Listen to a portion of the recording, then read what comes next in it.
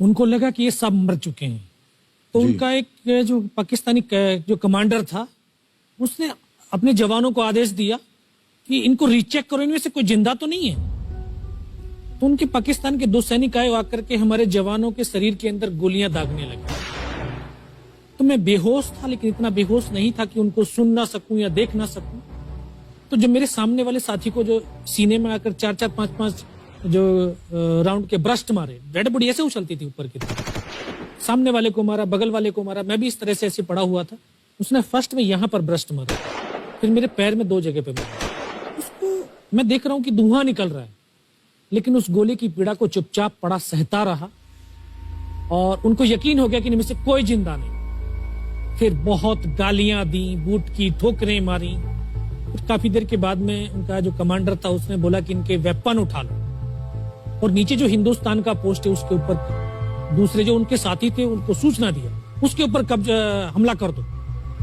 फिर ये आवाज भी सुनी तो मुझे लगा कि यार आज तो मेरी पूरी टीम खत्म हो जाएगी। दोबारा से उसके साथी आए, पाकिस्तान के सैनिक आए और हमारे जवानों के शरीर के अंदर गोलियां दागने लगे। उन्होंने फिर उसी रोटेशन से गोली मारी। तो जब 1 कदम आगे गया तो उसने राइफल मेरी सीने की तरफ तानी। तब मुझे लगा यार अब नहीं बचूंगा, लेकिन कहते हैं कि जाको राखे साइयां मार सके ना कोई। जब उसने गोली चलाई तो यहाँ पे पर्स में 5-5 रुपए के कुछ सिक्के भी थे। जब गोली जाकर के सिक्कों पे टकराई तो मुझे भी आभास हुआ कि तो मर गया हूं। पाकिस्तान का दूसरा सैनिक आया, उसने आकर के मेरा AK-47 उठाया और वापस मुड़ा तो उसका पैर मेरे पैर से टकराया होगा। तब मुझे लगा कि यार मैं तो जिंदा हूं। तब मेरे पास एक हैंड ग्रेनेड था, मैंने उसको पिन निकाली और उसके ऊपर ऐसे फेंका तो कोट के अंदर हुड लगे हुए, हुड के अंदर वो गिरा जी। उसने तुरंत पीछे की तरफ मुड़ के देखा, पीछे तो कोई मूवमेंट था नहीं। तो जब तक वो ग्रेनेड को निकाल पाता, ग्रेनेड फट गया। यहाँ से उसका पूरा सर उड़ा और वो हमारे ऊपर आकर के गिरा। जो पाकिस्तान के दूसरे सैनिक थे उनमें खलबली मची कि इनमें से कोई जिंदा है। कुछ बोले जिंदा नहीं, नीचे से रिइंफोर्समेंट आ गई। तो उनमें खलबली मची। मेरा पास वही एक मौका था, मैंने दोनों हाथों से उसकी राइफल को उठाने की कोशिश करी, ये हाथ हिला नहीं।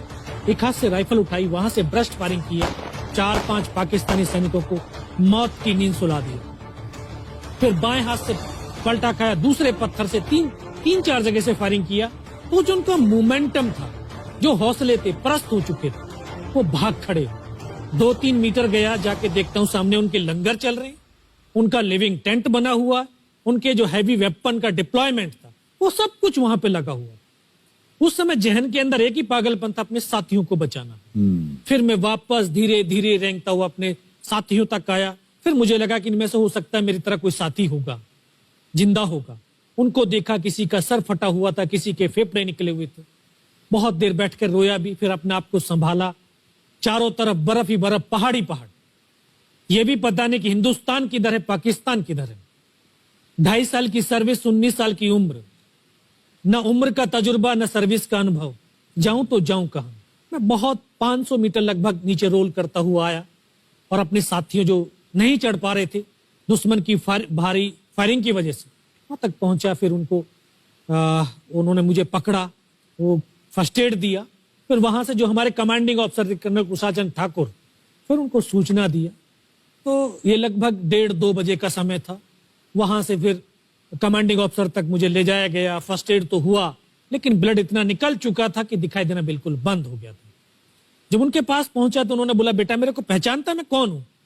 बस अब आवाज सुनाई दे रही है। बोला, मैं तेरा commanding officer colonel Kushal Thakur.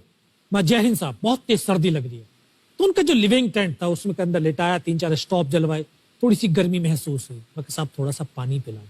बोला ठीक है, पानी पिलाते हैं। तभी डॉक्टर साहब आए गए, उन्होंने ग्लूकोज की बोतल पिलाई, थोड़ी सी एनर्जी महसूस हुई। उन्होंने बोला, बेटा कुछ बता सकता? मैं कहा, सब बता सकते हैं।